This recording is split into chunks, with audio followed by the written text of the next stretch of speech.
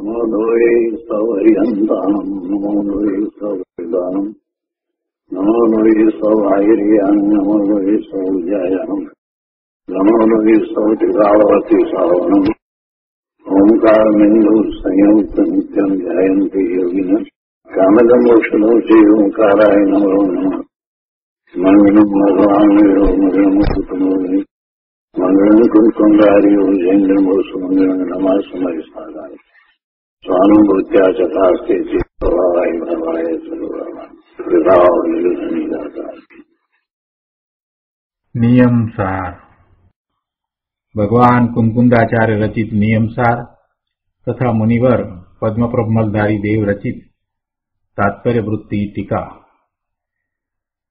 એનો સ્વાધ્યાય ચાલે છે. એમાં વ્યવહાર ચારિત્રના અધિકારમાં 71મી ગાથા પછી મુનિવર પદ્મપ્રભમલધારી દેવ 5 કળશ કહે છે. કળશ 96, કળશ 97, 98, 99 અને 100. તે પૈકી આપણે કળશ 96 અને 97નો સ્વાધ્યાય પૂરો કર્યો છે. આજે કળશ 98 લઈએ છીએ. 71મી ગાથામાં અરિહંત પરમેશ્વરના સ્વરૂપની વાત સમજાવી અને એના પછીથી મુનિવરે આ 5 કળશ કયા છે. તો એમાં મુનિવર પદ્મપ્રભુ સ્વામી, છઠ્ઠા પદ્મપ્રભુ સ્વામી જ્યારે અરિહંત દશામાં હતા તો કેવા હતા એમ કરી અને અરિહંતનું સ્વરૂપ આપણને સમજાવે છે. શરૂઆત કરી 96મા કળશથી.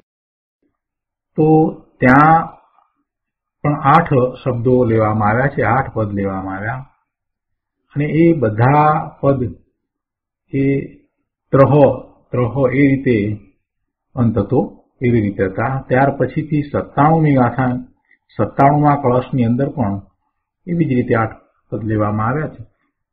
તો ત્યાં પણ જહ એવી રીતે શબ્દ હતા, એટલે ત્યાં 7 પદ લીધા.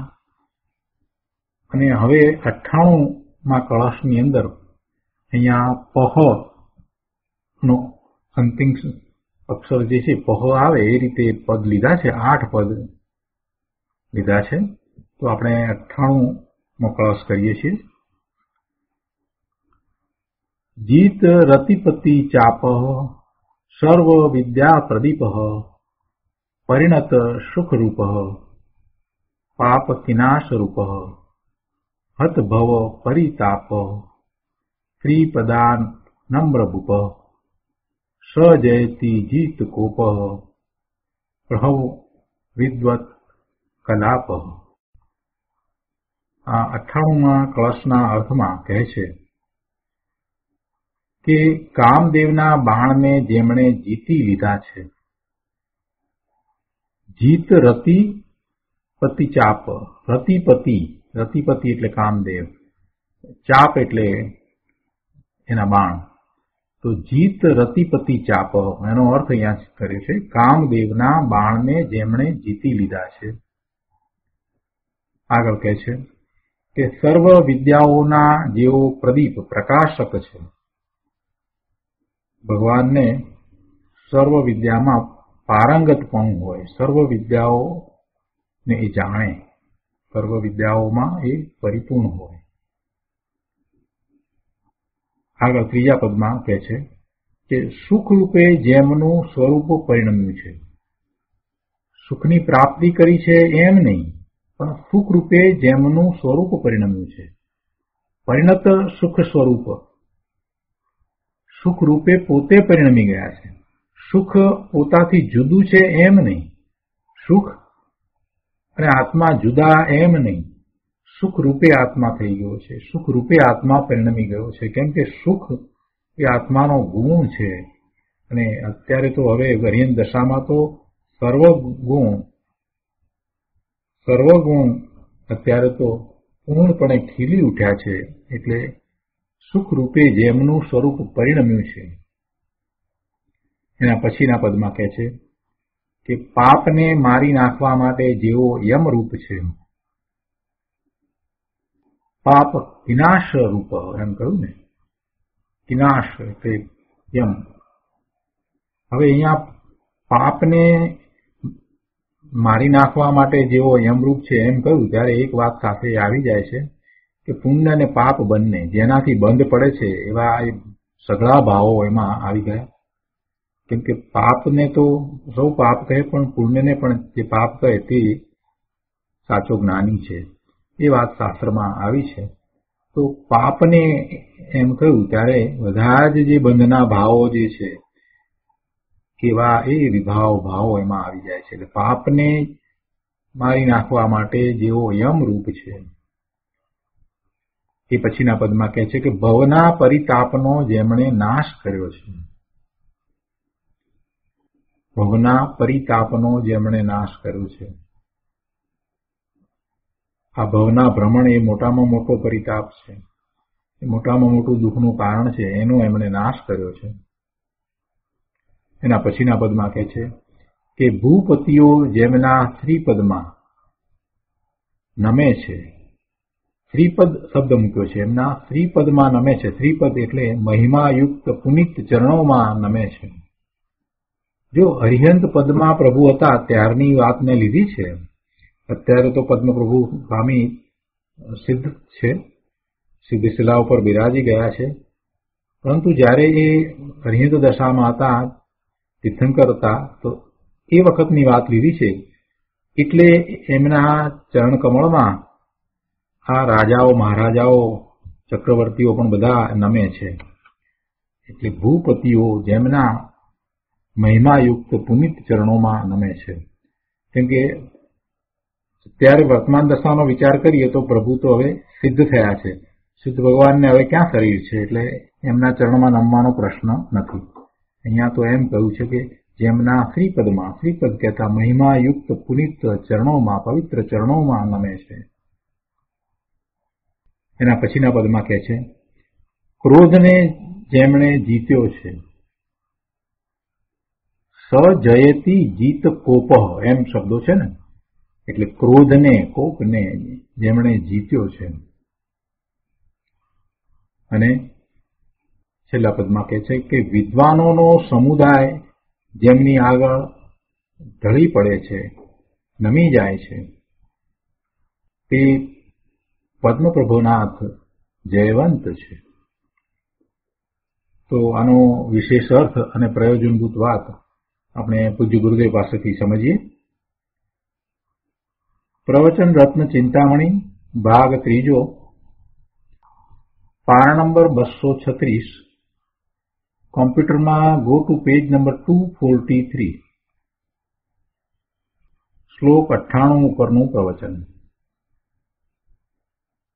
અહીંયા કહે છે કે ચારેયમાં 97, 98, 99 અને 100માં શ્લોકમાં કામદેવ શબ્દ આવે છે. અહીંયા પણ એ વાત લીધી છે. અહીંયા કહે છે કે કામદેવના બાણને જેમણે જીતી લીધા છે, અર્થાત જેમણે અતિન્દ્રિય આત્મા પ્રગટ કર્યો છે.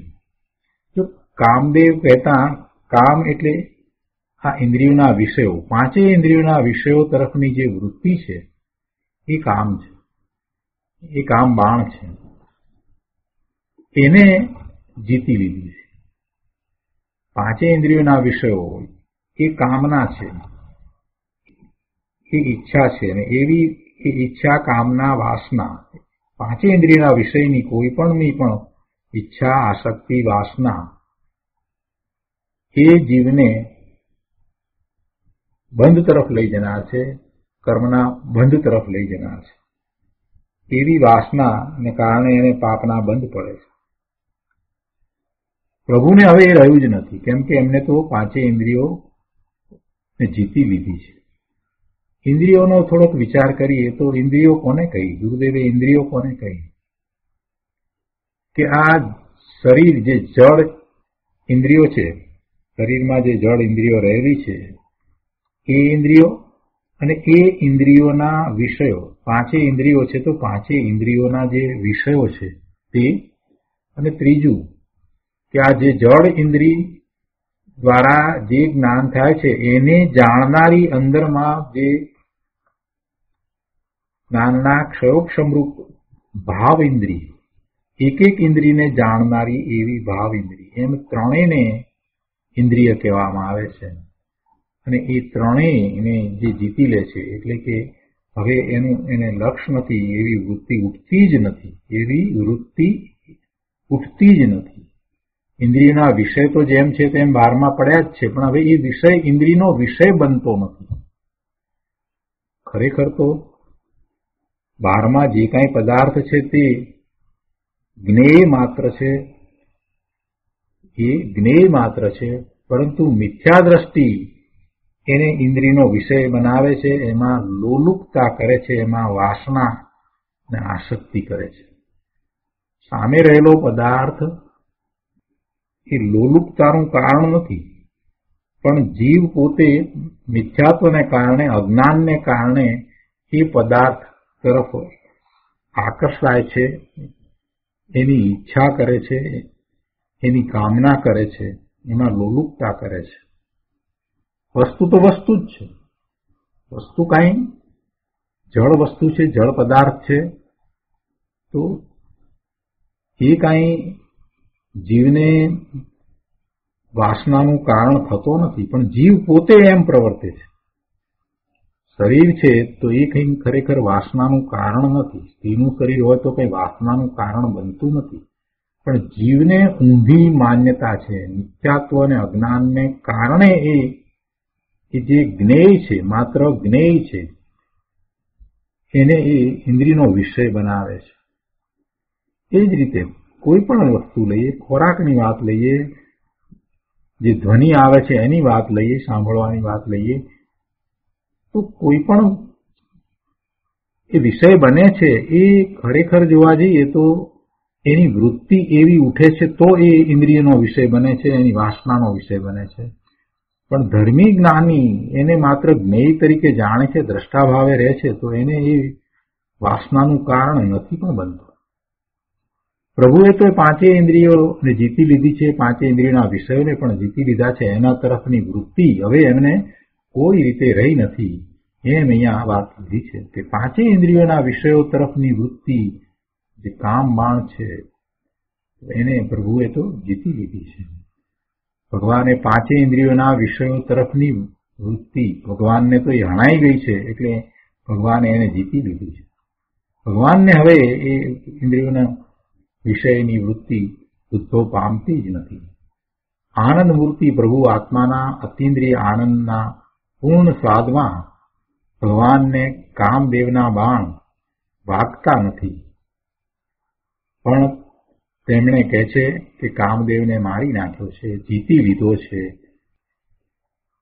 એટલે એ તો વર્ણનના શબ્દોમાં એમ આવે, પણ મૂળ તો વાત એ છે કે પ્રભુ પોતે પોતાના સ્વરૂપમાંથી આવતા આનંદમાં સ્થિર થયા છે, એટલે હવે કોઈ ઇન્દ્રિયોની વૃત્તિ ઉઠતી જ નથી.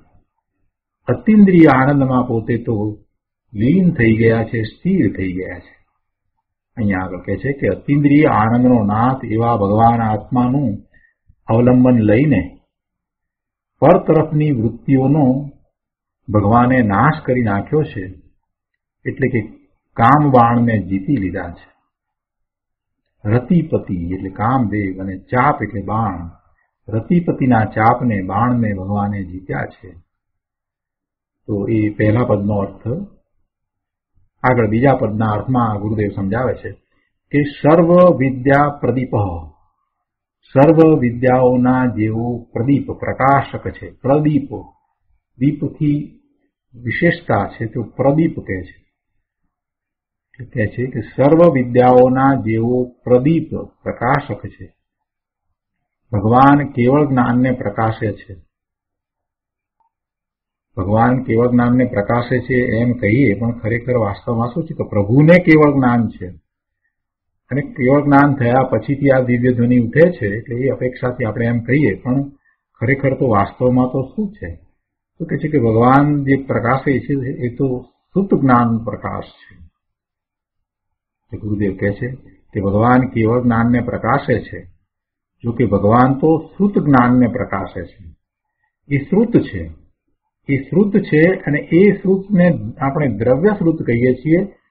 અને દ્રવ્ય શ્રુત ત્યારે જ આપણને માટે કહેવાય કે જ્યારે આપણે એવું ભાવશ્રુત કહીએ તો, ભાવશ્રુત પ્રગટ કરીએ તો, જીવ ભાવશ્રુત પ્રગટ કરે છે એને માટે એ દ્રવ્યશ્રુત છે. પણ જીવ એને સાંભળી અને ભાવશ્રુત પ્રગટ કરતો જ નથી અને એને માત્ર માહિતી રૂપે રાખે છે, તો એને માટે એ દ્રવ્યશ્રુત બનતું નથી. જેમ આપણે કહીએ છીએ કે પ્રભુ આપણને જ્ઞાનનું નિમિત્ત થાય છે, તો કોને જ્ઞાનનું નિમિત્ત થાય? જે જ્ઞાન કરે એને નિમિત્ત થાય છે. જે સમોસરણમાં બેસી અને ત્યાંની શોભા જોઈને પાછો ચાલ્યો આવે છે એને માટે પ્રભુ કઈ નિમિત્ત બનતા નથી. પ્રભુ નિમિત્ત બની શકે નહીં. પ્રભુના સમોસરણમાં બેસીને એમની વાણી સાંભળી અને જો આપણે જ્ઞાન પ્રગટ કરીએ, સમ્યક દર્શન પ્રગટ કરીએ, તો આપણા જ્ઞાનમાં પ્રભુ નિમિત્ત કહેવાય.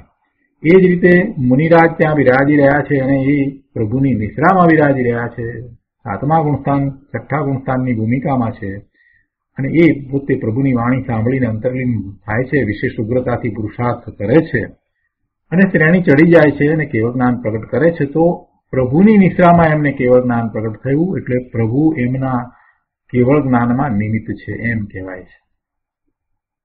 એટલે જેને એવા પરિણામ થાય છે એને માટે એ નિમિત્ત થાય છે. તો જે શ્રુત છે, શ્રુત જ્ઞાન જેને કહીએ છીએ, શ્રુત જ્ઞાન શું છે? તો એ પ્રભુની વાણી છે અને એવી પ્રભુની વાણીને સાંભળીને, સમજીને, આત્મસાત કરીને, સ્વીકારીને એવો પ્રયોગ કરવામાં આવે છે એને એ કલ્યાણકારી છે. આથી વાણી તો પૂતગળ છે, જળ છે. પ્રભુ પૂર્ણ દશાને પામ્યા છે તો હવે શું છે? તો પ્રભુ તીર્થંકર પરમેશ્વર છે અને તીર્થંકર નામ ગોત્ર બાંધ્યું હતું એટલે પોતાના સ્વરૂપમાં સ્થિર હોવા છતાં જગતનું કલ્યાણ થાય એવી ઓમકાર ધ્વનિ સ્વયં એમના આખા શરીરમાંથી નીકળે છે. એ જ્ઞાન પ્રકાશ છે, એ જ્ઞાન પ્રકાશ છે. તો અહીંયા કહે છે કે પ્રભુ ભગવાન કેવળ જ્ઞાનને પ્રકાશે છે. જો કે ભગવાન તો શ્રુત જ્ઞાનને પ્રકાશે છે, પણ એ શ્રુત જ્ઞાનમાં આખો બધો પ્રકાશ એટલે કે બધું જ્ઞાન આવી જાય છે અને તેથી ભગવાન કેવળ જ્ઞાનને પ્રકાશે છે એમ કહેવાય છે. ઓમકાર ધ્વનિમાં બધું જ્ઞાન આવી જાય છે, સર્વ જ્ઞાન સમાય છે કે અપેક્ષાથી એમ કહેવાય કે ભગવાન કેવળ જ્ઞાનને પ્રકાશે છે. અગાઉ એ વાત આવી હતી જ્યારે અષાઢ વદ એકમના દિવસે ભગવાન મહાવીરને ઓમકાર ધ્વનિ ઉઠી 66 દિવસ પછીથી, એટલે એ સંબંધીની જે વાત લીધી હતી ત્યારે આ વાત આવી હતી કેવળ જ્ઞાન સંબંધીની, કેવળ જ્ઞાનને પ્રકાશે એમાં.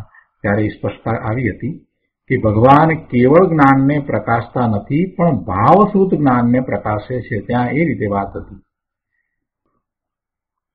ભાવશ્રુત જ્ઞાનને પ્રકાશે છે એમ કહ્યું, એમાં પણ એ પણ વ્યવહાર છે. ભાવશ્રુત જ્ઞાન જે પ્રગટ કરે છે એને માટે જે ભાવશ્રુત પ્રગટ કરે છે એને માટે એ શ્રુત છે. ધવલમાં પણ આવે છે કે ભગવાન ભાવશ્રુત જ્ઞાનને પ્રકાશે છે. જે જ્ઞાનના નિમિત્તે જીવને ભાવશ્રુત પ્રગટ થાય છે. કેમ કે જેને ભાવશ્રુત જ્ઞાન પ્રગટ થાય છે તેને આ વાણી નિમિત્ત થાય છે. ગુરુદેવ અહીંયા બહુ સ્પષ્ટ કર્યું છે. ઓમકાર ધ્વનિ કોને નિમિત્ત થાય છે?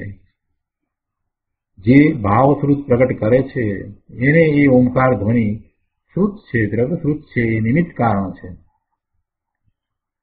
તેથી ભગવાન ભાવશ્રુત જ્ઞાનનો પ્રકાશ કરે છે એમ કહેવામાં આવે છે. બાકી ખરેખર કેવળ જ્ઞાનને તો કઈ રીતે પ્રકાશે? પણ છતાં એમ કોઈક અપેક્ષાથી એમ પણ કહી શકાય કે એ જ્ઞાનમાં બધું જ આવી જાય છે. પ્રભુની ઓમકાર ધ્વનિમાં જે જ્ઞાન આવે છે એમાં કાંઈ બાકી રહેતું નથી. તો અપેક્ષાથી એમ કહેવાય કે ભગવાન કેવળ જ્ઞાનને પ્રકાશે છે. એ રીતે અહીંયા વાત લીધી છે. પણ ધવલમાં જે વાત સ્પષ્ટ કરી છે એ પ્રમાણે જ છે. વસ્તુનું સ્વરૂપ તો એમ જ છે કે આ શ્રુત છે, આ શ્રુત જ્ઞાન છે અને શ્રુત જ્ઞાન જે ભાવશ્રુત પ્રગટ કરે છે એને એ નિમિત્ત કારણ છે.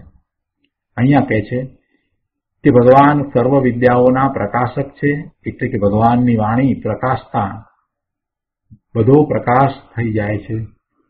ભગવાનની વાણી ખરતા ઓમકાર ધ્વનિ કરતા બધો પ્રકાશ થઈ જાય છે, બધો જ્ઞાન પ્રકાશ થઈ જાય છે. ભાવશ્રુત જ્ઞાનની અંદર કેવળ જ્ઞાન કેવું હોય આદિ બધું આવી જાય છે.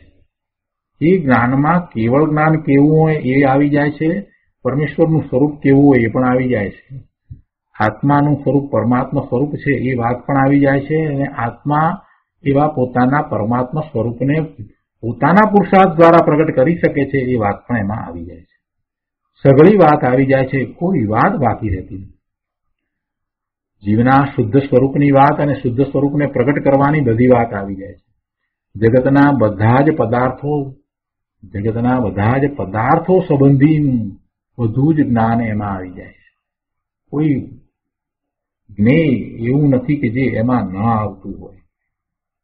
એટલે સર્વ જ્ઞાન એમાં આવી જાય છે.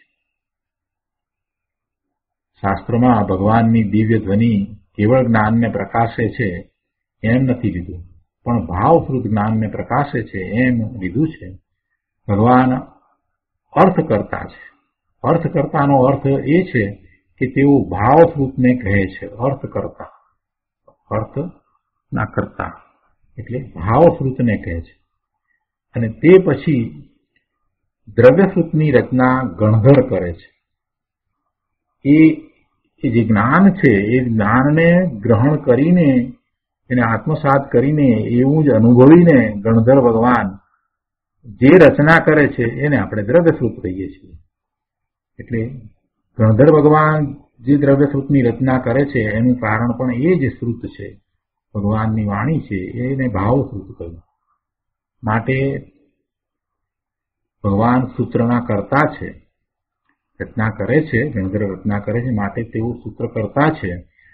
અહીં કહ્યું કે સર્વ વિદ્યાઓના ભગવાન પ્રદીપ, એટલે વિશેષ, દીપ એટલે દીવો, પ્રકાશ કરનાર છે.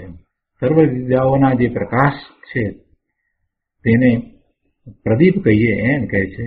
એટલે કે જગતમાં જ્ઞાન આદિરૂપ બધી વિદ્યાઓ છે તેને જે પ્રકાશે છે તે પ્રદીપ છે. એવા પરમેશ્વર છે. એ પછીના બોલમાં કહે છે કે પરિણત સુખ રૂપ. આ બોલને જરાક વધારે શાંતિથી સમજવા જેવો છે. સુખ રૂપે જેમનું સ્વરૂપ પરિણમ્યું છે. સુખની પ્રાપ્તિ થઈ છે એવા શબ્દો નથી લીધા, પણ શું શબ્દો મૂક્યા છે? સુખ રૂપે જેમનું સ્વરૂપ પરિણમ્યું છે. ભગવાનના સ્વરૂપનો વિચાર કરો અને એ સ્વરૂપ સુખ રૂપે પરિણમ્યું છે. જ્ઞાન, આનંદ, સુખ, શાંતિ રૂપ દરેકનો આત્મા છે. અનંત ગુણ એવા પડ્યા છે, એનું એવું પરિણમન પણ છે. પણ આ જીવને એનું લક્ષ્ય થતું નથી, એમાં એકાગ્રતા થતી નથી, એટલે એને અનુભૂતિ નથી. પ્રભુ તો એમાં એકાગ્રતાથી આગળ વધીને લીનતાથી આગળ વધીને સ્થિરતા કરી રહ્યા છે. તો એવી સ્થિરતા જ્યારે પ્રભુને પ્રગટી છે તો એવા અનંત જ્ઞાન, અનંત દર્શન, અનંત સુખ, અનંત વીર્ય એવા અનંત ચતુષ્ટય પ્રગટ થયા છે. અને પ્રભુ તો પોતે જ્ઞાન રૂપ થઈ ગયા છે, પોતે આનંદ રૂપ થઈ ગયા છે, પોતે સુખ સ્વરૂપ થઈ ગયા છે. એટલે કહે છે કે સુખ રૂપે જેમનું સ્વરૂપ પરિણમ્યું છે.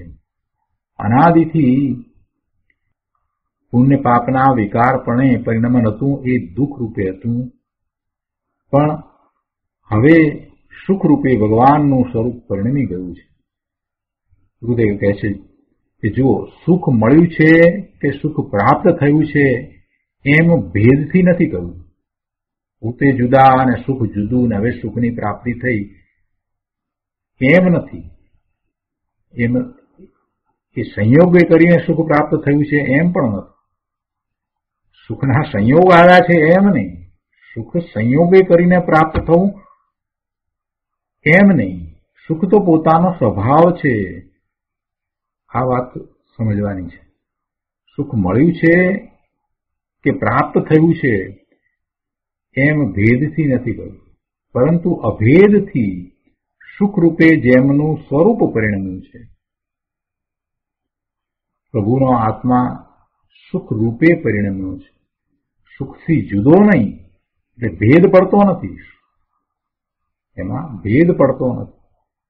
ગુણના પરિણમનથી પોતે જુદા નથી, ગુણના પરિણમન રૂપે પોતે થઈ ગયા છે. સુખ ગુણ છે અને એના પરિણમનથી પ્રભુનો આત્મા જુદો નથી, ભેદ નથી, અભેદથી વાત લીધી છે. સુખ ગુણ એનું પરિણમન અને એના પરિણમનથી આત્મા જુદો એવી કોઈ વાત નથી. પોતે જ સુખ રૂપે થઈ ગયા છે, સુખ રૂપે જેમનું સ્વરૂપ પરિણમ્યું છે. બહુ ગંભીર વાત છે પ્રભુ. ગુણ ગુણીના ભેદ ની વાત આપણે ઘણી વાર કરીએ છીએ કે ગુણ ગુણીનો ભેદ હોય નહીં. અને સમરસી ભાવના ત્રીજા ચરણની વાત જ્યારે આપણે કરીએ છીએ ત્યારે સમરસી ભાવના ત્રીજા ચરણમાં ગુણ ગુણીનો ભેદ રહેતો નથી એવી વાત આપણે કરીએ છીએ, ઘણી વાર વાત કરી છે. ગુણ અને ગુણીનો ભેદ પણ રહેતો નથી. ગુણ છે તો ગુણનું પરિણમન પણ છે, એ પણ એનાથી કાંઈ જુદું નથી. અને ગુણી એવો પોતે એનાથી કાંઈ જુદો નથી. અહીંયા તો પર્યાયની વાત લીધી છે, છતાંય અહીંયા ભેદ નથી એ વાત લીધી છે કે અભેદથી સુખ રૂપે જેમનું સ્વરૂપ પરિણમ્યું છે. શાંતિથી ફરીને વાંચતો તો વધારે ભાવ પકડાશે કે પરિણમન જેમનું થઈ રહ્યું છે એ જેનું પરિણમન જે થઈ રહ્યું છે એ પોતે જ સુખરૂપે થઈ ગયો છે. સુખને પ્રાપ્ત કરે છે એમ વાત નથી. કોઈક વસ્તુ હતી નહીં અને મળી એવી કોઈ વાત નથી. એટલે ભેદ નથી, ત્યાં ભેદ નથી. સુખ મળ્યું કે પ્રાપ્ત થયું એમ વાત નથી, એમાં ભેદ પડે છે. એવો ભેદ નથી. આ તો અભેદથી સુખ રૂપે જેવો પરિણમી ગયા છે એટલે કહે છે કે સુખ રૂપે જેમનું સ્વરૂપ પરિણમ્યું છે. અહીંયા સર્વજ્ઞ પરમાત્મા તીર્થંકર દેવ શ્રી પદ્મપ્રભુ સ્વામી ભરતક્ષેત્રની વર્તમાન 24ના છઠ્ઠા તીર્થંકર ભગવાન એમને યાદ કરી અને પદ્મપ્રભુમલધારી દેવે આ કળશ લખ્યો છે. એ જે વખતે પર્યંત દશામાં પ્રભુ હતા એ દશાને યાદ કરી અને આ કળશ લખ્યો છે. તેથી કહે છે કે ભગવાનની પર્યાયમાં અતિન્દ્રિય આનંદરૂપ પરિણમન થઈ ગયું છે. તેઓ આનંદને પ્રાપ્ત કરશે કે આનંદને મેળવશે એવી ભવિષ્યની કે ભેદની વાત અહીંયા લીધી નથી. એ વાત અહીંયા નથી. પરંતુ તેમને આનંદમય પરિણતિ પરિણમી ગઈ છે. આનંદ રૂપે પોતે થઈ ગયા છે. આનંદમય પરિણતિ પરિણમી ગઈ છે. જેવો આત્માનો અતિન્દ્રિય આનંદ સ્વભાવ છે તેવી જ પરિણતિ તેમને પરિણમી ગઈ છે. ભગવાનનું સ્વરૂપ સુખ રૂપે પરિણમ્યું છે. જો પર્યંત પરમેશ્વર કોને કહેવાય એની વાત કરીએ, કેવળ જ્ઞાન થાય ત્યારે શું વાત કરીએ તો મોટા ભાગના જે પોતાની જાતને જૈન કહેવડાવે છે એ બધા એમ જ કહે કે એ ભગવાન થઈ ગયા. થોડાક એમ કહે કે એમને ઘાતી કર્મોનો નાશ કર્યો. બહુમાં બહુ તો કોઈક જ એમ કહે કે એમને કશાય રહિત દશા થઈ. પણ એથી આગળ વધીને બીજી કોઈ વાત નથી કરી શકતા. તમે 5 જૈનને બોલાવીને પૂછશો તો એમાં આ વાત કરશે, નાસ્તિથી વાત બધી કરશે, પણ આસ્તિથી વાત કાંઈ એમને ખબર નથી કે પ્રભુએ શું પ્રાપ્ત કર્યું છે, શું મેળવ્યું છે, એ વાત કોઈ જાણતા નથી. હવે અહીંયા પ્રાપ્ત કરવું એમ કહેવું એ તો વ્યવહારનું કથન છે. વાસ્તવમાં પ્રભુ કાંઈ બહારથી પ્રાપ્ત કરતા જ નથી. પોતાની એવી સર્વોત્કૃષ્ટ ઉજ્જવળ દશા થઈ જાય છે કે જેમાં બધું પોતાનું જેવું પૂર્ણ શુદ્ધ સ્વરૂપ છે એ એમને પ્રગટ થઈ જાય છે. એવું પોતાનું સ્વરૂપ પ્રગટ થઈ જાય છે. પ્રભુ એ ભાવે થઈ જાય છે. પરિપૂર્ણ દશા રૂપે પોતે થઈ જાય છે. આત્મા પરિપૂર્ણ દશા રૂપે થઈ જાય છે. જેટલા આનંદ ગુણ છે એવા આનંદ ગુણના પૂર્ણ પરિણમન રૂપે પોતે થઈ જાય છે. આવી વાત જાણે નહીં એટલે પછી જાત જાતની વાતો કરે. પ્રભુ મને આ આપજો ને તે આપજો. અરે ભાઈ તું જરા પ્રભુના સ્વરૂપને તો સમજ. અહીંયા કહે છે કે જેવો આત્માનો અતિન્દ્રિય આનંદ સ્વભાવ છે એવી જ પરિણતિ તેમને પરિણમી ગઈ છે. ભગવાનનું સ્વરૂપ સુખ રૂપે પરિણમ્યું છે, જ્યારે અજ્ઞાનીનું પરિણમન સંસારના દુઃખ રૂપે પરિણમ્યું છે. આમ કહીને એ સુખરૂપ પરિણમન શરીર, મન કે વાણીને લઈને થયું નથી એમ સમજાવવું છે. જો સુખરૂપ પરિણમન પ્રભુનું થયું છે એ અતિન્દ્રિયપણે છે, એમાં શરીર, વાણી, મન કોઈની અપેક્ષા નથી. એ તદ્દન શરીર, મન, વાણીથી નિરપેક્ષ છે. મનની પણ એમાં અપેક્ષા નથી, મનની કોઈ ભૂમિકા નથી. પ્રભુ પોતે પોતાના સ્વરૂપમાંથી આવતા અવ્યાબાદ સુખ અને આનંદનો અનુભવ કરી રહ્યા છે. તો એવી એ દશા રૂપે પોતે થઈ ગયા છે. જે અંદરમાંથી આવે છે એ દશા રૂપે પોતે પરિણમી ગયા છે. એટલે ભેદ નથી કોઈ, અને કોઈ પરની અપેક્ષા નથી. નિરપેક્ષપણે આવી સર્વોત્કૃષ્ટ દશા રૂપે એ આત્મા પરિણમી ગયો છે. અદભુત વાત છે પ્રભુ. આગળ અહીંયા કહે છે કે જેવી રીતે સંસારમાં પુણ્ય અને પાપના વિકાર રૂપે, દુઃખ રૂપે પરિણમન છે, તે જીવની અવસ્થા છે, જીવની એ દશા છે. અને એ દશા કાંઈ બીજાને લઈને નથી. આ સંસાર પર્યાયમાં, સંસાર દશામાં પુણ્ય અને પાપના વિકાર રૂપે, દુઃખ રૂપે જે પરિણમન છે, એ જીવની જે દશા છે તે કોઈ બીજાને લઈને નથી, બીજા કોઈ અન્યને લઈને તો નથી. પોતે જ એવા ભાવે થાય છે અને દુઃખી થાય છે. તેવી રીતે આ સુખરૂપ પરિણમન પણ જીવની અવસ્થા છે. દુઃખની અવસ્થા છે તો જીવની આવી સુખરૂપ અવસ્થા પણ છે. અને એ પણ કેવી? અવ્યાબાદ, એમાં કાંઈ ઓછું થાય નહીં અને હંમેશ માટે રહે, શાશ્વત અવ્યાબાદ સુખની દશા એ પણ જીવની છે. જીવની આવી દશા હોય છે. અને એ પરિણમન જે થાય છે, એમાં કોઈ પરની અપેક્ષા નથી. બીજી એક વાત પણ છે કે એ જે પરિણમન થાય છે તો એ પરિણમન કાંઈ બધાને, લોકાલોકને જાણે છે માટે એ જીવને એ પરિણમન સુખરૂપ થયું છે એમ પણ નથી. જ્ઞાન લોકાલોકને જાણે છે એવું કેવળ જ્ઞાન છે માટે આવી સુખની દશા થઈ છે એમ નથી. જો થોડા જ્ઞેયને જાણવાથી, જાણે, લોકાલોકને જાણે એટલે લોકના બધા જ જ્ઞેય માત્રને જાણે છે, અલોકને પણ જાણે છે, તો જ્ઞેય માત્રને જાણે છે તો વધુ જ્ઞેયને જાણે તો વધુ સુખ, ને ઓછા જ્ઞેયને જાણે તો ઓછું સુખ. એમ જો થોડા જ્ઞેયને જાણવાથી થોડું સુખ હોય તો પછી 3 કાળ અને 3 લોકને જે જાણે તેને કેટલું સુખ હોય? એટલે કોઈ શ્રોતાએ જવાબ આપે કે ઢગલાબંધ સુખ હોય. અરે ખોટી વાત, એમ હોય નહીં. ગુરુદેવ કહે છે કે એવું નથી હોતું. કેમ કે જ્ઞેયને જાણવું, પરને જાણવું એ કાંઈ સુખ નથી. પરને જાણવું એ સુખ નથી. કેવળ જ્ઞાન જગત આખાના બધા જ પદાર્થોની, 3 કાળની બધી પર્યાયને જાણે છે માટે સુખ છે એમ નથી. એ વાત ગુરુદેવ અહીંયા સમજાવી રહ્યા છે. તો એક વાતમાં જે ન્યાય મૂક્યા છે ગુરુદેવે, એ સમજવાની જરૂર છે કે કેવી એ કેવળીની દશા છે, શું એમણે પ્રગટ કર્યું છે. પોતે સ્વભાવ ભાવે પોતે પરિણમી ગયા છે તો શું શું પ્રગટ થયું છે? અને એ કોને અવલંબે છે? માત્ર પોતાના ધ્રુવને, પોતાના ત્રિકાળી એવા સ્વભાવને, એવા અનંત ગુણ એક રૂપ પડ્યા છે એને અવલંબીને એ બધું છે. કોઈ એકબીજાને અવલંબીને નથી. કે જ્ઞાન છે તો એને અવલંબીને સુખ છે એમ નથી. એ અહીંયા સમજાયું છે. કેમ કે જ્ઞાન જ્ઞેયને જાણે, વધુ જ્ઞેયને જાણે તો વધારે સુખ, ને ઓછા જ્ઞેયને જાણે તો ઓછું સુખ એમ નથી. ખોટી વાત છે. કેમ કે પરને જાણવું એ સુખ જ નથી. તો સુખ શેમાં છે? અંદર સુખરૂપ, આનંદરૂપ પરિણતિ પ્રગટ થાય તે સુખ છે. એવી અંદરથી પોતાની દશા થઈ છે. પોતે સુખ સ્વભાવી છે, પોતે આનંદ સ્વભાવી છે, પોતે નિર્મળતા સ્વભાવી છે, પોતે સ્વચ્છતા સ્વભાવી છે. તો જે ગુણ છે એવા સ્વભાવવાળો પોતે છે. એવા અનંત ગુણના પરિણમન રૂપ એનો સ્વભાવ છે. તો અનંત ગુણ પ્રગટ થયા છે. તો અનંત ગુણ પ્રગટ થયા છે તો સુખ પણ પ્રગટ થયું છે. પૂર્ણ સુખની દશા પ્રગટ થઈ છે.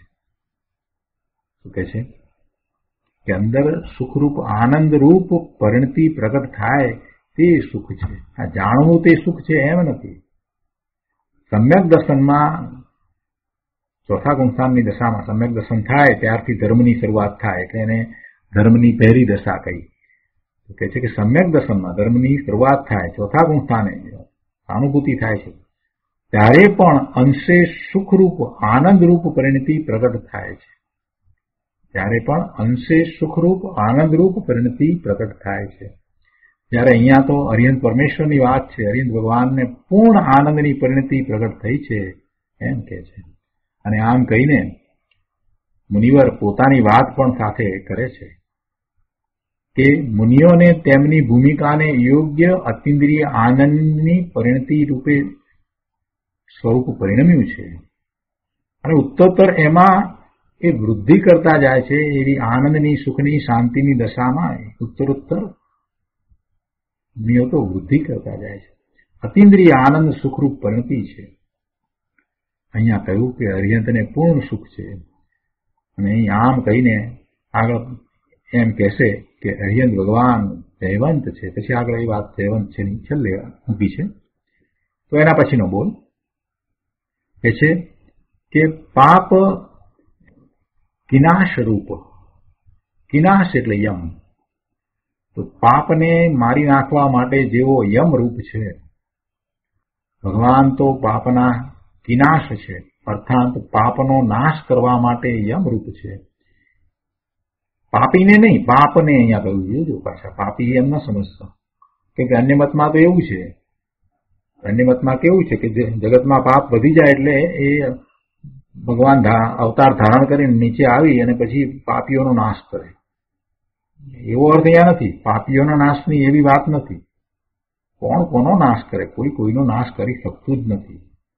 એક દ્રવ્ય બીજા દ્રવ્યનું કાંઈ કરી નથી શકતું તો પછી ઉપરથી પેલા ભગવાન નીચે આવ્યા અવતાર લઈને આવીને પછી બીજાની પાપીઓને હણી નાખે ને આ બધી જે અન્ય મતમાં વાત છે એ વાત મિથ્યા છે. એ બધું મોટું મિથ્યાત્વ છે. એવું હોઈ શકે નહીં, એવું હોઈ શકે નહીં. અહીંયા એ વાત નથી. અહીંયા શું કહ્યું છે કે પાપને પાપીની વાત નથી, પાપને મારી નાખવા માટે જેવો યમરૂપ છે એમ કહ્યું છે. અર્થાત પાપનો નાશ કરવા માટે યમરૂપ છે. એવી રીતે ભગવાન આત્મા પણ પાપ શબ્દે પુણ્ય અને પાપના વિકલ્પોનો નાશ કરવા માટે યમ સમાન છે. જો તીર્થંકર ભગવાનની વાત તો પાપનો તો એમને પ્રશ્ન જ નથી, પણ પુણ્યના વિકલ્પ જે છે એને પણ એમણે તો છોડી દીધા છે. હવે એ વિકલ્પ ઉત્પન્ન જ થતા નથી એવી દશામાં એ તો વિરાજી ગયા છે. વિકલ્પ માત્રથી રહિત થયા છે. પણ અહીંયા એ દ્વારા એક વાત જે સમજાવી છે, એક વાત સમજાવે છે. ગુરુદેવ કહે છે કે એવી રીતે ભગવાન આત્મા એટલે નિજ આત્મા, પોતાના આત્માની વાત છે, આપણા સૌના આત્માની વાત છે. કે છે કે આપણો આત્મા પણ પાપ શબ્દે પુણ્ય ને પાપના વિકલ્પોનો નાશ કરવા માટે યમ સમાન છે. એટલે વિકલ્પોનો નાશ કરવા માટે યમ સમાન દરેકનો આત્મા છે. દરેકનો આત્મા એવો જ છે, એવો સામર્થ્યથી ભરપૂર છે. પણ એવું જ્યારે કરે ત્યારે ને એ વિકલ્પથી રહિત થઈને પોતાના સ્વરૂપમાં એકાગ્રતા કરે ત્યારે એ થાય ને, એ સિવાય ક્યાંથી થાય? અતિન્દ્રિય આનંદ સ્વરૂપ ભગવાન આત્માનો આશ્રય લઈને પોતાના ત્રિકાળી શુદ્ધ સ્વરૂપના આશ્રય એ જ્યારે એવા નિર્મળ પરિણામ પ્રગટ કરે છે ત્યારે આ પુણ્ય ને પાપના વિકલ્પોનો નાશ થાય છે.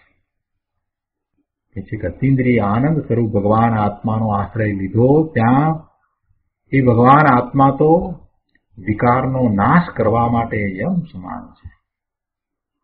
જ્ઞાનીને સ્વભાવના આશ્રયે વિકારમાંથી સુખ બુદ્ધિ ઉડી ગઈ છે અને તેથી વિકારનો નાશ કરવા માટે આત્માનો સ્વભાવ યમરૂપ છે એમ કહેવામાં આવે છે. આત્મા સ્વભાવથી જ વિકારના નાશ કરવા માટે યમ સમાન છે. શું કહેવું છે? આત્મા સ્વભાવથી જ વિકારના નાશ કરવા માટે યમરૂપ છે, યમ સમાન છે. એ આત્માનો એવો સ્વભાવ જ છે કે એ વિકારનો નાશ જ કરે. કેમ વિકારનો નાશ કરે? વિકારનો નાશ કેમ કરે?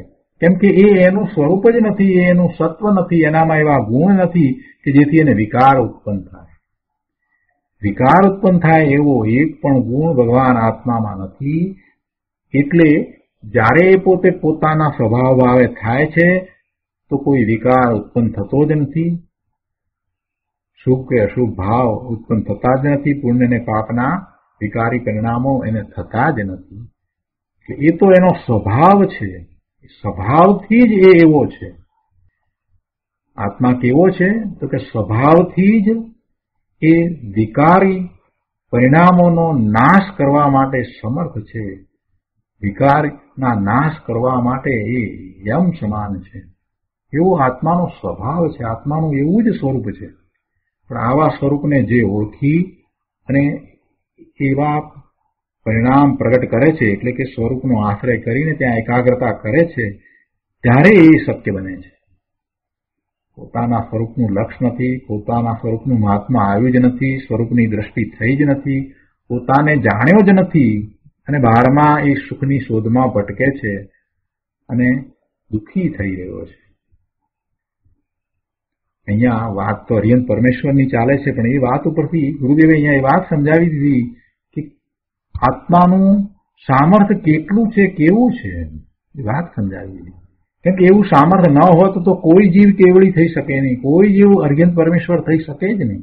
એ સામર્થ્ય અંદરમાં પડ્યું છે માટે એ કેવળ જ્ઞાન પ્રગટ કરે છે, માટે એ પૂર્ણ આનંદની દશાને પ્રગટ કરે છે, માટે એ પૂર્ણ સુખની દશાને પ્રગટ કરે છે, માટે એ વિકાર રહિત થઈ જાય છે. કોઈ બહારથી આવે છે એમ નથી. એ સામર્થ્ય એના અંદરમાં પડ્યું છે, પણ એને એની ખબર નથી. મૃગને કસ્તુરી એની નાભીમાં પડી છે, એની ખબર નથી. એવી રીતે આ જીવને પોતાનું ત્રિકાળ શુદ્ધ સ્વરૂપ આવા સામર્થ્ય સહિત છે એનું એને ભાન નથી અને બહારમાં એ ભટકી રહ્યો છે, સુખની શોધમાં એ ભટકી રહ્યો છે. મૃગજળને દેખીને જેમ મૃગ આગળ ને આગળ દોડ્યા કરે છે, પણ એ જળ નથી, એ તો મૃગજળ છે, એ તો માત્ર જળનો આભાસ છે અને એ દોડ્યા કરે છે. એમ આ જીવ પણ બાહ્યમાં જ્ઞેયોને જોઈને એમાંથી મને સુખ મળશે એવી કલ્પના કરીને એમાં ને એમાં દોડ્યા કરે છે. એમને એમ એને અનંત ભાવ કરી નાખ્યા. પણ સાચું સુખ અંતરમાં પડ્યું છે એ વાત એ જાણતો નથી. અહીંયા એ વાત ગુરુદેવ આપણને સમજાવી છે કે પ્રભુની વાત તો તમે સમજો છો, તો પછી પ્રભુની વાતમાંથી આ વાત પણ સમજો કે આત્માનો એ સ્વભાવ છે. માટે અરિહંત પરમેશ્વરે એવું પ્રગટ કર્યું છે. અરિહંત પરમેશ્વરે આ સુખની દશાને કેવી રીતે પ્રગટ કરી, આ પાપ રહિત દશાને એવી રીતે પ્રગટ કરી, એ અંદરમાંથી પ્રગટ કરી છે. એવું જ એવું પોતાનું સ્વરૂપ છે. વિકાર રહિત દશા કઈ રીતે થઈ? પરથી નથી થઈ, કોઈ એમાં પરની અપેક્ષા પણ નથી, પોતાના એ સામર્થ્યથી પ્રગટ થઈ છે. ખૂબ શાંતિથી સમજવા જેવી વાત છે. પ્રભુ એક પદની અંદર જે વાત મૂકી છે એનો જો વિચાર કરવામાં આવે અને આગળ એમાં વિચારણા વધારે થાય તો જીવ પોતે પોતાના સ્વરૂપ તરફ વળે, એવી આ વાત છે. આગળ બીજો બોલ લઈએ. એના પછીનો કે છે કે હત ભવ પરિતાપ, એટલે ભવના પરિતાપનો જેમણે નાશ કર્યો છે. ભવના પરિતાપનો જેમણે નાશ કર્યો છે. જો ભવના પરિતાપ કહીને ખૂબી કરી છે કે ચારેય ગતિનો પરિતાપ છે. ચારેય ગતિમાં બીજું કાંઈ નથી, પરિતાપ છે. એટલે કે ચારેય ગતિમાં આકુળતા છે. આકુળતા સિવાય બીજું કાંઈ નથી. સ્વર્ગની ગતિ, દેવલોકની ગતિમાં પણ પરિતાપ જ છે. ત્યાં પણ સુખ નથી. દેવગતિના દુઃખો, એ વાત તો શાસ્ત્રમાં આવે છે ને, દેવગતિના દુઃખો. આપણે પણ ઘણી વાર વાત કરી છે. આસક્તિ, મિથ્યા દ્રષ્ટિ દેવ હોય એ શું કરે? આસક્તિ કરે, ઈર્ષા કરે, બીજાને આમ છે ને પેલાને આમ છે. એમાં એટલું બધું લાંબુ આયુષ્ય એ પૂરું કરે કે જેથી એ આસક્તિ, ઈચ્છા, તૃષ્ણાના ભાવોમાં એ છેવટે તિર્યંચમાં જાય, એવું એને આયુષ્ય બંધાય. દેવગતિની અંદર દુઃખ જ છે. મિથ્યા દ્રષ્ટિ પુણ્યને કારણે થઈ જાય તો એથી કંઈ સુખને પ્રાપ્ત કરે છે? ના, એવું નથી. અને પછી પણ એના પછીના ભાવમાં પણ એ છેવટે ક્યાં જવાનો?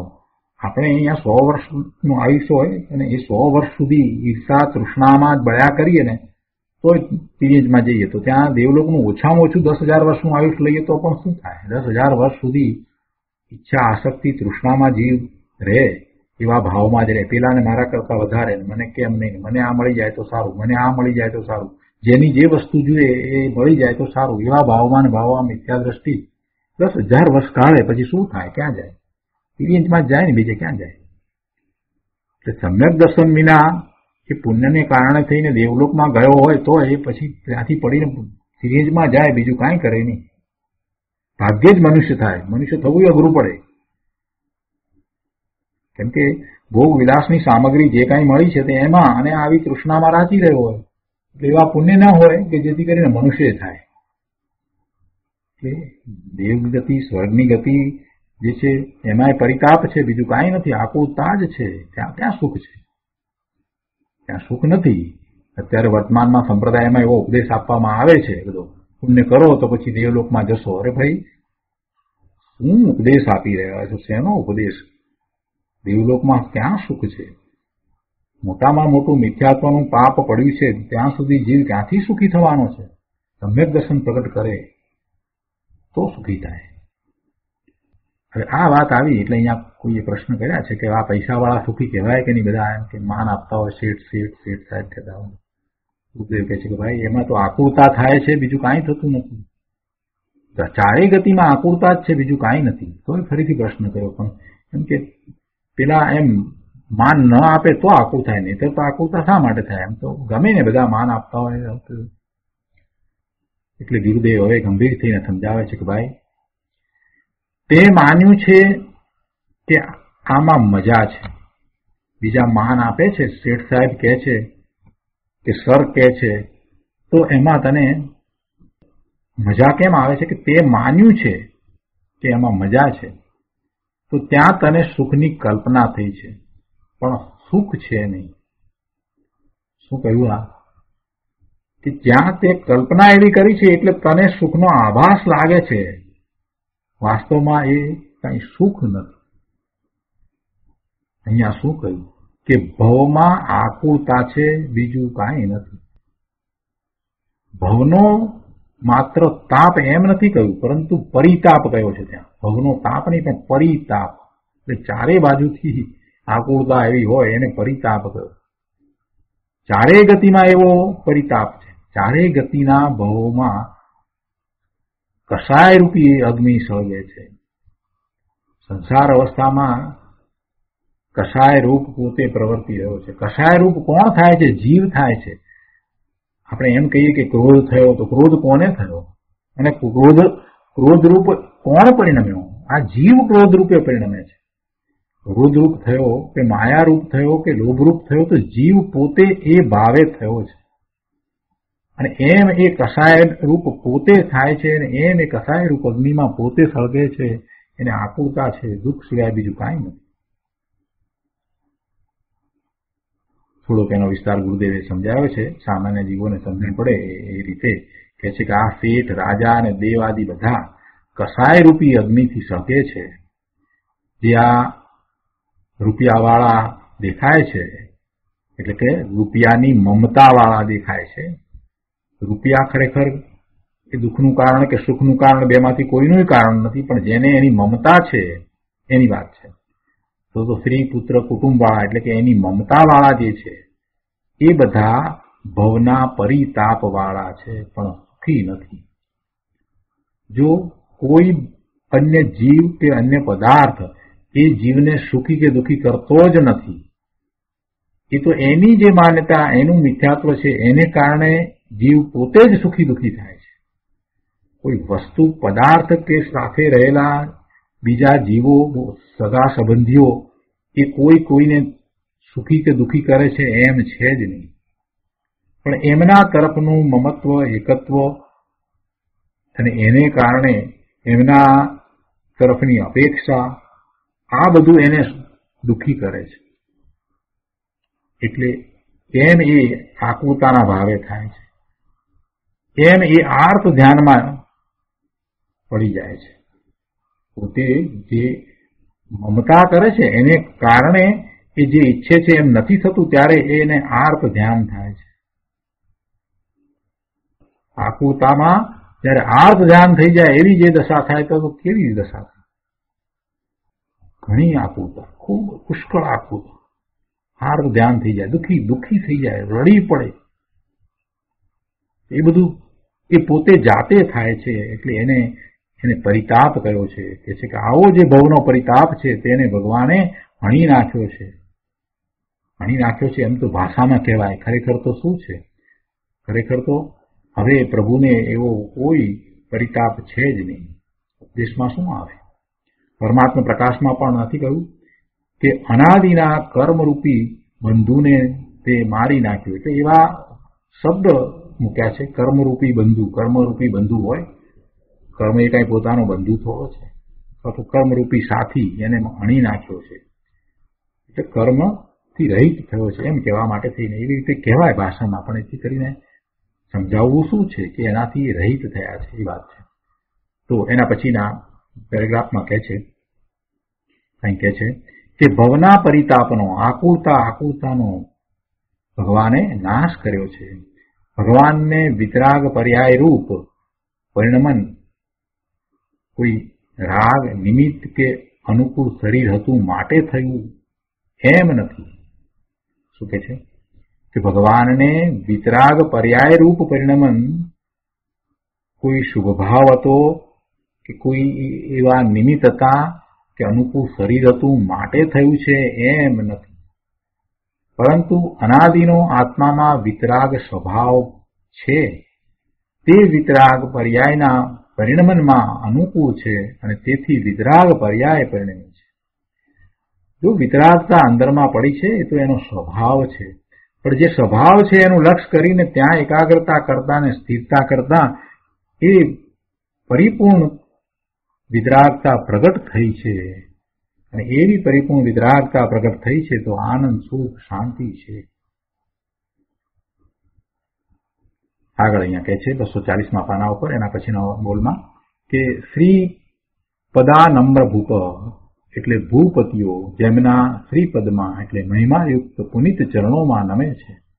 તો શ્રીપદની વ્યાખ્યા કેવી સુંદર કરી છે અહીંયા. મહિમાયુક્ત પુનિત ચરણોમાં, મહિમાયુક્ત પુનિત ચરણોમાં નમે છે. માત્ર ચરણ નથી કહ્યા, આપણે મહિમાયુક્ત પુનિત ચરણ એમ કહ્યું છે. પવિત્ર ચરણોમાં ભૂપતિઓ આવીને ભગવાનના શ્રીપદમાં નમે છે. એ પછીના બોલમાં કહે છે કે જીત કોપ, ક્રોધને જેમણે જીતી લીધો છે. જો ભગવાનના ગુણની વાત કરી, પેલું નમે છે એ તો એ પુણ્યની વાત છે, અને અહીંયા જે વાત આવે આગળ આજે એ ગુણની વાત આવી. જીત કોપ, ક્રોધને જેમણે જીતી લીધો છે. ભગવાને કોપને જીત્યો છે, અર્થાત તેમને દ્વેષનો અંશ પણ નથી, રાગ કે દ્વેષ કોઈનો અંશ નથી. અલ્પ પ્રતિકૂળતા હોય તોય અજ્ઞાની જીવ શું કરે? અણગમો વ્યક્ત કરી દે, દ્વેષ ભાવ દેખાડી દે. કોઈના પણ પ્રત્યે એને અણગમો થતા વાર ના લાગે. જરાક અમથી પ્રતિકૂળતામાં અધુરાશ થઈ જાય, પ્રતિકૂળતા આવી જાય કે અનુકૂળતામાં જરાક અમથી અધુરાશ રહી જાય ને તો એને અણગમો થઈ જાય. અરે આવું જરાક આમ તેમ થાય તો દુઃખી થઈ જાય, અણગમો થઈ જાય. તો ભગવાનને તો હવે એ કાંઈ રહ્યું નથી. ભગવાનને એ વાત નથી. કોઈ પ્રત્યે ક્રોધનો ભાવ જ થતો નથી, કેમ કે વસ્તુ માત્ર, પદાર્થ માત્ર જ્ઞેય છે અને એ પોતાના જ્ઞાનમાં માત્ર ઝળકે છે, એ સિવાય બીજું કાંઈ નથી. એવી પ્રભુની દશા છે. આપણે જે જ્ઞેય છે એને આપણે સુખ કે દુઃખનું કારણ માનીએ છીએ, એમાં ઇષ્ટ અને અનિષ્ટ પણ સ્થાપીએ છીએ, માટે આપણે દુઃખી થઈએ છીએ, ક્રોધી થઈએ છીએ. એટલે દ્વેષ જે અંદરમાં પડ્યો છે એને આ નિમિત્ત કારણ મળી જાય છે. શું? જે બહારમાં વસ્તુ છે, પદાર્થો છે તે, પણ એ ખરેખર પદાર્થો એને એમ કરાવતા નથી. પણ પોતે અજ્ઞાન અને મિથ્યાત્વના કારણે એ પદાર્થોમાં ઇષ્ટ અને અનિષ્ટ બુદ્ધિ સ્થાપે છે અને એને જેમ ઈચ્છ્યું છે એ પ્રમાણે એ નથી થતું તો એને દ્વેષ થઈ જાય છે. પ્રભુને હવે કાંઈ નથી રહ્યું, એ જ્ઞેય છે. તો જ્ઞેય પણ કેવું છે કે એ સ્વયં પ્રભુના નિર્મળ જ્ઞાન રૂપી અરીસામાં એ પ્રતિબિંબિત થાય છે, એથી વિશેષ કાંઈ નથી. પ્રભુ એનું લક્ષ કરીને એને જાણે છે એમ પણ નથી. પ્રભુ તો પોતાના સ્વરૂપમાંથી આવતા અવ્યાબાદ સુખ અને આનંદને અનુભવી રહ્યા છે. પ્રભુને ક્રોધ કેવો, પ્રભુને માયા કેવી હોય જ નહીં. કશાય રહિત થયા છે. કશાય રહિત દશામાં આનંદ સુખ શાંતિ સિવાય બીજું શું હોય? એક પણ કશાય ન હોય એવી દશાની અંદર કેટલી શાંતિ, કેટલો આનંદ, કેટલું સુખ. એના પછીનો બોલ છે પ્રભવ વિદ્વત કલાપ, એટલે વિદ્વાનોનો સમુદાય જેમની આગળ ઢળી પડે છે. મોટા વિદ્વાન અને પંડિતોના ટોળા અર્યંત પદ સર્વજ્ઞ પદ આગળ ઢળી પડે છે, નમી પડે છે. એટલે વિદ્વાનો એટલે કે મતિ જ્ઞાન આદિ બધી જ્ઞાનની દશા ગમે તેટલી શુદ્ધપણે પ્રગટી હોય તો પણ સ્વભાવમાં ઢળી પડે છે. શું કહેવું છે? એમાંથી એક વાત ગુરુદેવે અહીંયા કાઢી છે કે એવી રીતે વિદ્વાનો એટલે કે મતિ જ્ઞાન આદિ બધી જ્ઞાનની દશા ગમે તેટલી શુદ્ધપણે પ્રગટી હોય તો પણ સ્વભાવમાં ઢળી પડે છે. આ પંડિતો વિદ્વાનો ભગવાનના પદમાં ઢળી પડે છે. એમ કહ્યું છે ને, અર્યંત પદ સર્વજ્ઞ પદ આગળ ઢળી પડે છે. એ પદની આગળ ઢળી પડે છે કે એ પદનું કેટલું એમને મહાત્મા આવે છે. એના ઉપરથી એમ વાત આગળ લીધી કે વિદ્વાનો ગમે તેટલી શુદ્ધપણે દશા એમની પ્રગટ થઈ હોય તે છતાંય પોતે સ્વભાવમાં ઢળી પડે છે. કેમ કે સ્વભાવ છે તે જ અર્યંત પરમેશ્વર જેવો સ્વભાવ છે.